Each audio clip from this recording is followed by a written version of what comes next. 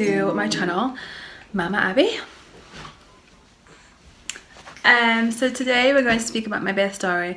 Now, I had an assisted delivery, which wasn't actually that bad. It was really dramatic and a bit stressful, but it wasn't that bad. So basically, to cut a very long story short, I started having contractions every minute from 2 a.m. until 5 p.m. Yeah, it was a long day. Obviously, I had what was I having, like paracetamol. I had an epidural, which was probably the biggest mistake that I did. If I had to do it again, I would not have an epidural. I would only advise to have an epidural if you're so desperate and you really can't handle it anymore. Whereas I wasn't like that. I was having contractions. They were hard, but they weren't that hard. And I think because I was offered it so easily, they just said to me, do you want an epidural? And I was like, yeah. And they're like, okay. Whereas I think in other places, in other countries, you have to kind of wait it out until you really can't, and then you have an epidural.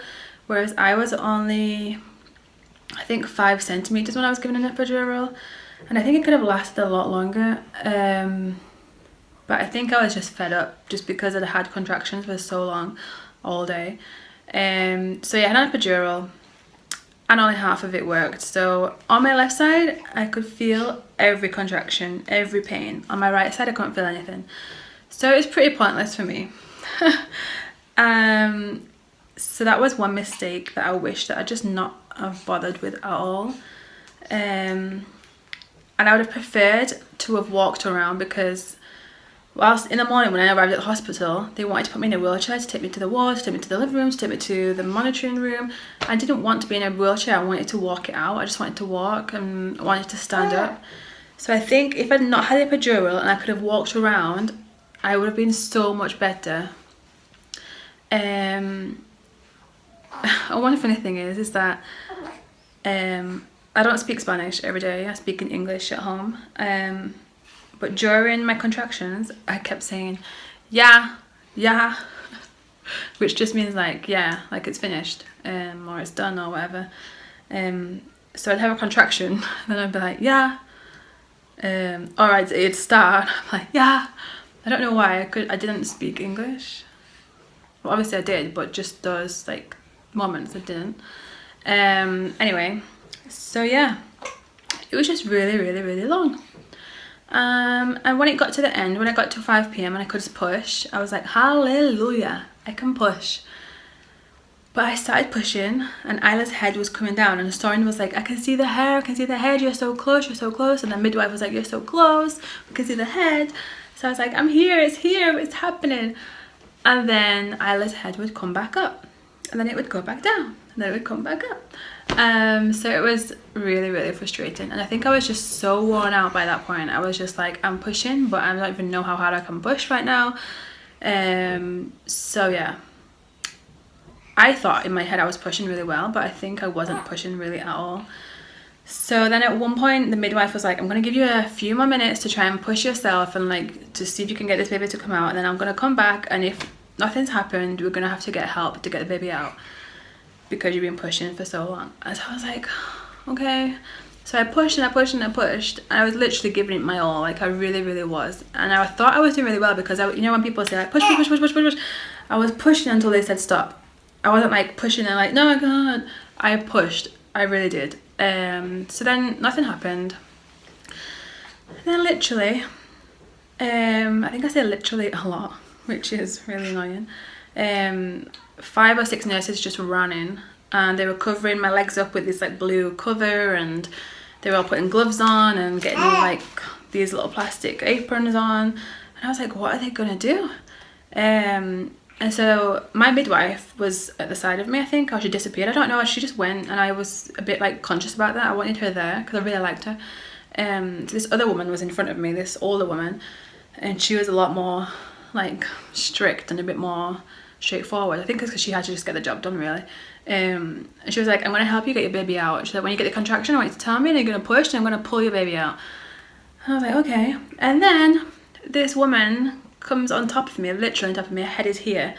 And she's got her elbows into my, like into here, like the top of my stomach. And she's like, I'm gonna help you push the baby out, okay? I can't really say no. So I was like, okay, I'm getting a contraction. So that was it. Everyone started pushing and pulling and pushing and pulling, and this woman on top was just pushing my stomach down like this. And then the woman at the other end was pulling, and the strangest feeling was when she pulled, and I kind of felt like I was like legs and arms and everything just flop out. And it felt like just really strange, just like and obviously I tore because she got pulled out so fast, and I was a bit not sad about that, but I was just a bit like, oh, obviously it's gonna happen, but I'm more with your first two. So yeah, so then I was totally out of it, but then they like passed her to me, and I had a drip in this hand, and I couldn't really move this arm too much, because I was attached to the machine, and I don't know, I just couldn't move this arm too much. And then they passed me her like face down here, and so I could just hold it with this arm, and then she started to stitch me up. This woman at the end, who I really didn't like by this point, she was like this, just like in front of my eyes, like stitching. I could feel like her pulling up, going down, pulling up, and I was like, and I wasn't really paying attention to holding either, because I could feel everything. And she's like, you can feel it? And I was like, yeah, I can feel it. And she's like, oh, okay, wait a second. And she's like, tch, and she sprays it with like some anesthetic or anesthesia or something, I don't know.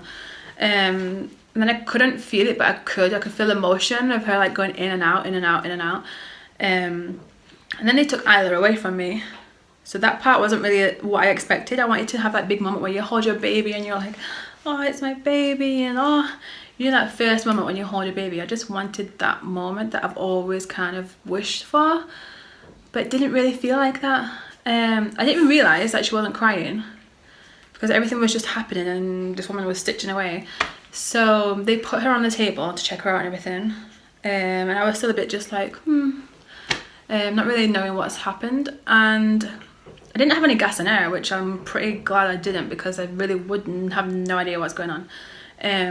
So then she cried, and I think at that moment I was like, oh, like she's here. And I looked at Soren, and Soren was a bit emotional, but I couldn't cry. I was like, I think it's just because of everything that has happened.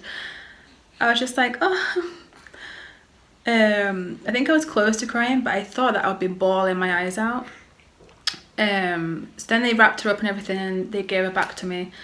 And yeah, like that moment was nice, but I think I was still so like conscious of everyone that was around, and everybody was cleaning up and they were busy doing everything, and I just didn't have that moment that I would have liked to have with Isla.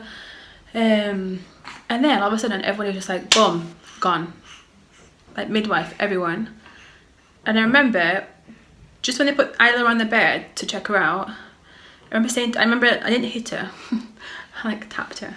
And I was to my midwife, who was at the side of me, because she was sorting out like the drips and things, and I was like, is she okay? And she was like, yeah, she's fine. And I was like, I just wanted a bit more from her too. And she just disappeared with everyone else. She didn't come and say congratulations, so now we're going to leave you for a little bit of time, and you can breastfeed, you can do this, you can do that. Everyone just disappeared. Everyone. And this was at 7:30, she was born. And then a nurse came in maybe half an hour later, and she was checking the drips and doing other things, and she could see that Isla was crying, and Isla was like sucking her fingers like, and me and Soren were just like, what do we do? And this random nurse was there, and she was like, I think she's hungry. And I was like, and she said, are you going to breastfeed her? I was like, yeah, I want to breastfeed her. Yeah, I'd like to breastfeed her. And she's like, well, breastfeed her, she's hungry. And I was like, what? Because no one told me anything. And I'm like, obviously you're supposed to breastfeed your child and like let them latch and everything. But I just didn't know that. I just didn't know that I was supposed to do that straight after. Like the midwife just didn't kind of console me in that. Like she just didn't come and say like, now we're going to try and breastfeed, we're going to try and latch. I just expected a bit more, I don't know, help, a bit more something after she was born. I was kind of just given the baby and everyone disappeared. But anyway, she latched perfectly.